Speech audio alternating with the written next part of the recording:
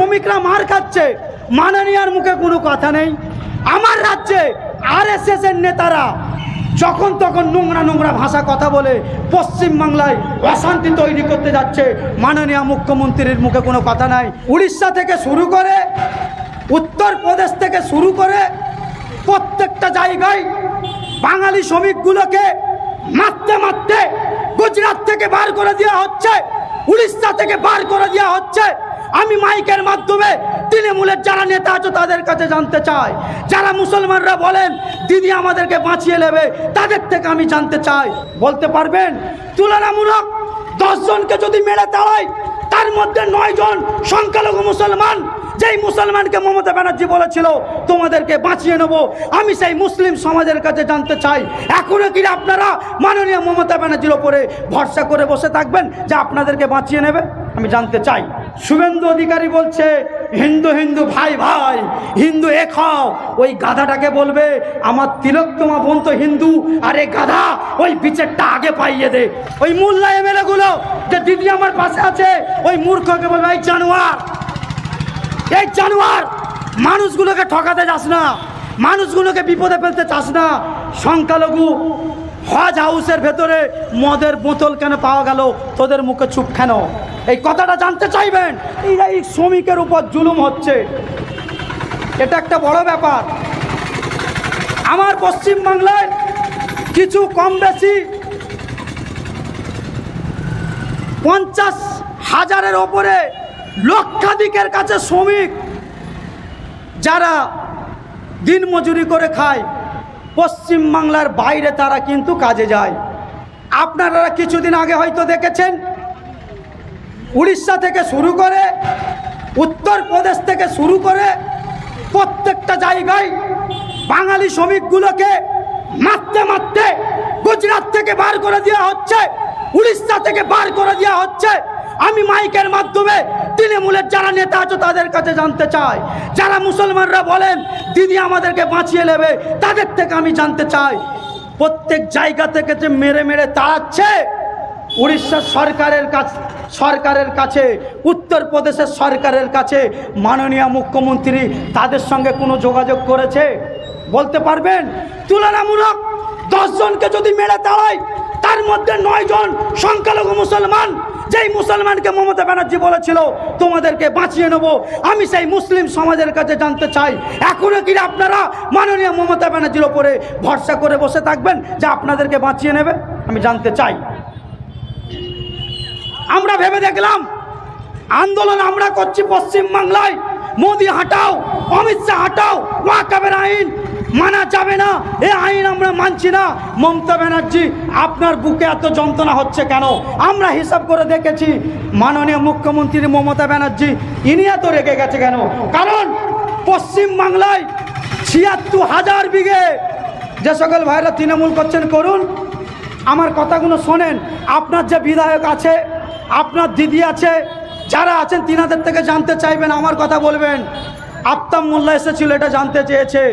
পশ্চিমবাংলায় ৭৬,০০০ বিঘে ওয়াকফ সম্পত্তি মুসলমানদের সম্পত্তি, মাননীয় মুখ্যমন্ত্রী তা তৃণমূলের আমলা গামলা, ওদিকে ফিরাদ হাকিম থেকে শুরু করে এরা সকলে চুরি করে লুটে পুটে খাচ্ছে, তাই তো এর বুকে এত ব্যথা। ওয়াকফের বিরুদ্ধে আন্দোলন করে দিল্লি যেতে বলছে, তৃণমূলের সরকার ৭৬,০০০ বিঘে সম্পত্তি লুটে খাচ্ছে। এখনো কি মুসলমান ভাইয়েরা আপনারা বলবেন দিদি আপনাদেরকে বাঁচিয়ে নেবে? আর কবে বুঝবেন? ভাবার জন্য অনুরোধ করলাম, ভাবতে হবে আপনাদেরকে। ওদিকে শুভেন্দু অধিকারী নোংরা নোংরা ভাষায় মুসলমান সম্প্রদায়কে যেভাবে আক্রমণ করছে, গালিগালাজ করছে, আমার রাজ্যের পুলিশ প্রশাসনদেরকে যেভাবে নোংরা ভাষায় কথা বলে। কদিন আগে দেখলাম সুকান্ত বাবু আমাদের রাজ্য সরকারের পুলিশ প্রশাসনকে সোনাগাছির সঙ্গে একটা তুলনা করলো। আপনারা ফেসবুকে দেখেছেন না দেখেননি? কথা বলেন। তারপরেও মাননীয় মুখ্যমন্ত্রী কোনো অ্যাকশন নেয়নি। তারপরে কিছু চটি চাটা পুলিশ তৃণমূলের দালালি করে চুপ করে বসে আছে। এখনো কি মুসলিম সমাজ আপনারা বলবেন মমতা ব্যানার্জি আপনাদেরকে বাঁচিয়ে নেবে? আমি জানতে চাই। একদম পরিষ্কার কথা। শুভেন্দু অধিকারী, সুকান্ত মজুমদার প্রত্যেক দিন মুসলিম সম্প্রদায়কে যেভাবে আক্রমণ করছে, গালি গালাজ করছে, তারপরও তার নামে মাননীয় মুখ্যমন্ত্রী এবং পুলিশ প্রশাসন কোনো রকমভাবে একটা মামলা করেনি, একটা কেস করেনি। এখান থেকে যে সকল সাধারণ মানুষ হিন্দু করেন, হিন্দু হন, মুসলমান হন, দলিত হন, আদিবাসী হন, এখান থেকে কি আপনাদের আর বুঝতে বাকি আছে? মাননীয় মুখ্যমন্ত্রী আর অমিত শাহ এরা সেটিং করে শুভেন্দুকে পাগলা ষাঁড়ের মতো ছেড়ে দিয়েছে। তোমরা গুতগুতি করো, হিন্দু মুসলমান, কেউ আমাদের হিন্দুদের গোয়ালে চলে আসবে, কেউ মুসলমানদের গোয়ালে চলে যাবে, 26শে ভোটটা করতে সুবিধা হবে। আমি কি ভুল বললাম? এটা হচ্ছে না? কারণ শুভেন্দু অধিকারী যেভাবে কথা বলছে, চতুর্থ জায়গায় তো ঝামেলা তৈরি হচ্ছে, মারপিট তৈরি হচ্ছে। আর কিছু পুলিশ প্রশাসন উর্দিটাকে আর কি বলবো, আর খারাপ লাগে। এখানে এদের দেশের সম্পদ। আমার পার্টির চেয়ারম্যান নওশাদ সিদ্দিকী, আমার পৃষ্ঠপোষক আব্বাস ভাইজান বলেছেন পুলিশ প্রশাসন বিরুদ্ধে কোনো কথা বলবে না। তাই 2016 সাল থেকে আমরা আব্বাস সিদ্দিকী সাহেবের সঙ্গে আছি। সর্বসময় পুলিশকে সম্মান করতে বলে, রেসপেক্ট করতে বলে, সব ভ্রাতৃত্বের কথা, পুলিশের সঙ্গে ভালোবাসা তৈরি করতে বলে। তাই হাওড়া জেলার অধিকাংশ পুলিশ প্রশাসনের সঙ্গে আমার খুব ভালো সম্পর্ক। আমরা খারাপ ব্যবহার করি না, কারণ ওরা আমার দেশের সম্পদ। ওদেরকে গালি দেবে যে আমার দেশের গায়ে এসে লাগবে। আপনারা হয়তো অনেক জায়গায় দেখেছেন তৃণমূল কংগ্রেসের নেতাদের মারের ভয়ে পুলিশ টেবিলের তলায় চলে গেছে। অনেক সময় মারের ভয়ে শাটার ফেলে লুকিয়ে পড়ে, তারপরেও এই চটি চাটা পুলিশগুলো স্যার স্যার করে। ছি ছি ছি ছি ছি। আর আমার পার্টির চেয়ারম্যান নওশাদ সিদ্দিকী পুলিশকে স্যার বলে কথা বলে, ভাই বলে কথা বলে, আপনি বলে কথা বলে। তারপরেও এই কিছু চটি চাটা পুলিশ প্রশাসন নওশাদ সিদ্দিকীর বিরুদ্ধে ষড়যন্ত্র তৈরি করে। ধিক্কার জানাই। তাই মাইকের মাধ্যমে যে সকল পুলিশ প্রশাসন মানুষের জন্য কাজ করেন, সমাজের জন্য কাজ করেন, গরিবের জন্য কাজ করেন, সংবিধান মেনে কাজ করেন, আপনাদেরকে আমরা বুক ভরা ভালোবাসা স্যালুট জানাই।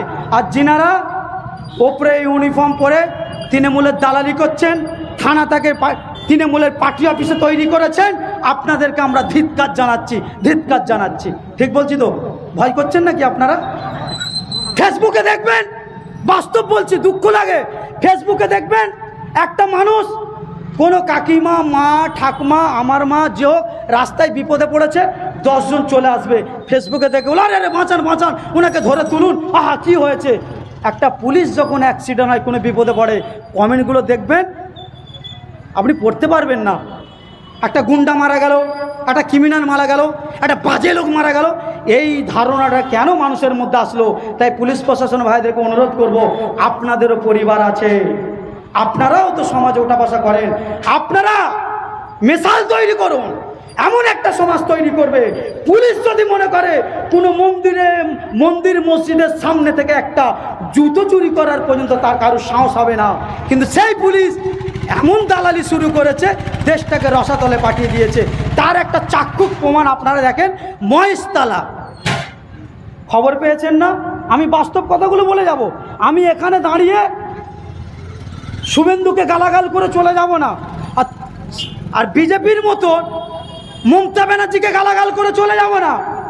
মমতা ব্যানার্জি আর শুভেন্দু কি গালাগাল করে টিভিতে, ওখানে সেখানে।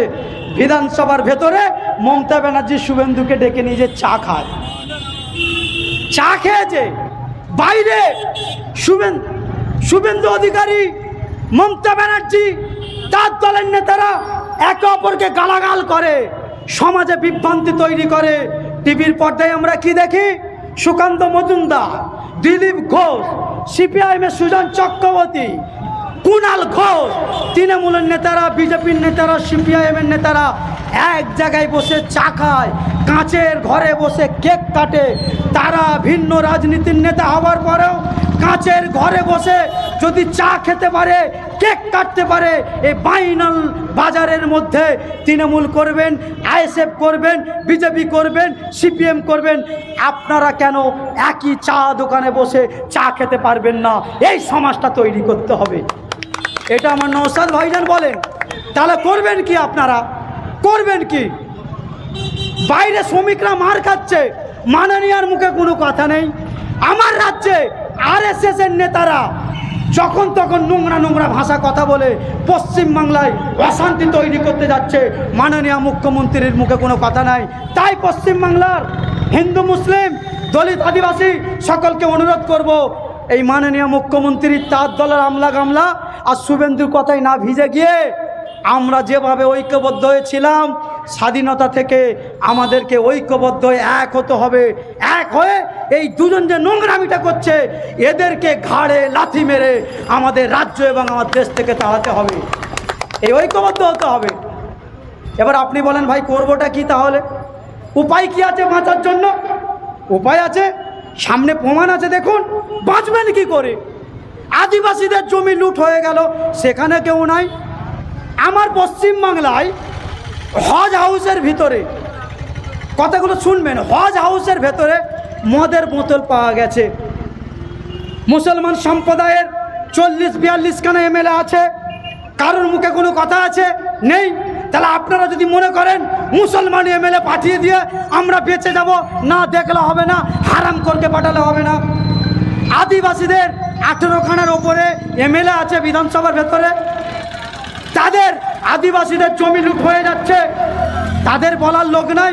আদিবাসী এমএলএগুলো চুপ।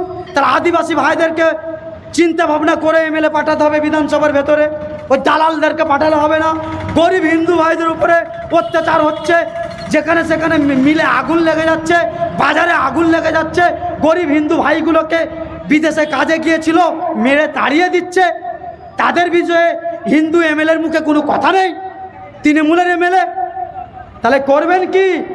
কথা বলার মতো যারা বিধানসভার ভেতরে গিয়ে কথা বলতে পারে সেই ধরনের এমএলএ পাঠাতে হবে। এই মুসলমান, হিন্দু, খ্রিস্টান, আদিবাসী জাত দেখে পাঠালে হবে না, মানুষের নেতা পাঠাতে হবে। প্রমাণ আপনারা দেখেন, নওশাদ সিদ্দিকীকে একবার দেখেন, একবার দেখেন। আদিবাসীদের যখন জমি লুট হয়ে যাচ্ছে তখন নওশাদ সিদ্দিকী সেখানে গিয়ে তাদের পাশে গিয়ে আন্দোলন করছে।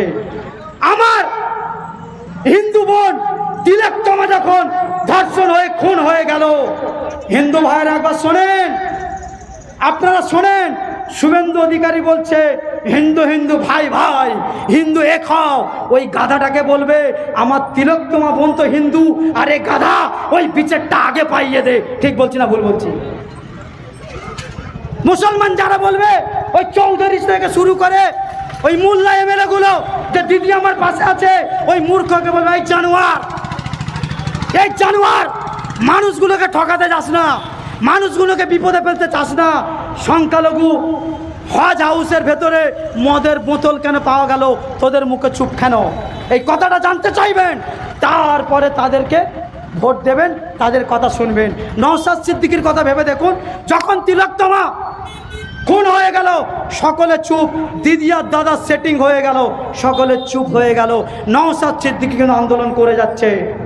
মুসলমানদের হজ হাউসের ভিতরে পবিত্র জায়গায় মদেরে, সেখানে কিন্তু নওশাদ সিদ্দিকী গিয়ে হাজির। শ্রমিকদেরকে মেরে তাড়াচ্ছে অন্য রাজ্য থেকে মমতা ব্যানার্জি, চুপ, সেখানেও কিন্তু নওশাদ সিদ্দিকী। তাই নওশাদ সিদ্দিকীর মতো বাংলায় আরও নেতা আছে, তাদেরকে আপনারা তাদের পাশে থেকে আপনারা তাদেরকে বিধানসভায় পাঠান, তারা আপনাদের জন্য কথা বলবে, তবেই মাথা তুলে বাঁচতে পারবেন। আমি আর কথা বাড়াচ্ছি না, অনেকক্ষণ কথা বলে দিলাম, সামান্য দুটো একটা কথা বলে আমি শেষ করছি।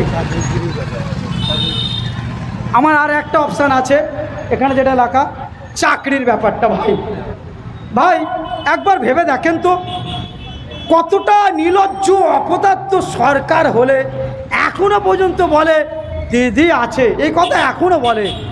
26,000 চাকরি বাতিল হয়ে গেল। আপনারাই বলেন, অনেক ছেলেরা যারা চুরি করে পাস করেছে ভাই, তার পক্ষে আমরা নয়, কিন্তু অনেক ছেলেরা পড়াশোনা করে মেধা নিয়ে পাস করেছে। মেধা নিয়ে পাস করার পরেও অনেক সময় দেখা গেছে বাপের জমি বিক্রি করে লোন নিয়ে চাকরি একটা পেয়েছে। চাকরি পাওয়ার পর বিয়ে শাদী হয়েছে, পরিবার হয়েছে, সেই চাকরিগুলো চলে গেল। আপনারা ভেবে দেখুন 26,000 পরিবারকে কিভাবে জেনে শুনে মাননীয় মুখ্যমন্ত্রী রাস্তায় বসিয়ে দিল। আপনারা ভেবে দেখবেন আগামী দিনেও আপনাদের বাচ্চাদের ভবিষ্যৎটা ওই জায়গায় থাকবে। বিগত দিনে এরা 11 বছর যা ঘটিয়ে এসেছে, রাজ্যটাকে রসাতলে পাঠিয়ে দিয়েছে। তাই অনুরোধ করব আপনারা সচেতন হন। যারা মেধা নিয়ে পাস করে এসেছে তাদেরকে পুনরায় তাদের চাকরি কর্মস্থানে ফিরিয়ে দিতে হবে। এই প্রতিবাদটা আমরা আন্দোলনটা চালিয়ে যাচ্ছি, আগামী দিনেও আমরা চালিয়ে যাব।